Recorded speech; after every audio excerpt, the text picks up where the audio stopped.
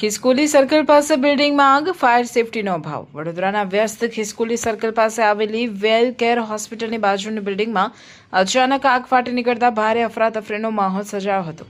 હોસ્પિટલની નજીક જ આગ લાગી હોવાથી સ્થાનિકોમાં ચિંતા વ્યાપી ગઈ હતી. ઘટનાની જાણ થતાં જ ફાયર બ્રિગેડની ટીમ કાફલા સાથે તાત્કાલિક સ્થળ પર દોડી આવી હતી અને આગ પર કાબૂ મેળવવાની કામગીરી હાથ ધરી હતી. પ્રાથમિક વિગતો મુજબ આ બિલ્ડિંગમાં ફાયર સેફટીના સાધનોનો ગંભીર અભાવ જોવા મળ્યો છે, જે મોટી બેદરકારી સૂચવે છે. સદનસીબે આગ લાગવાનું ચોક્કસ પ્રાથમિક કારણ હજી સુધી જાણી શકાયું નથી અને તપાસ ચાલુ છે.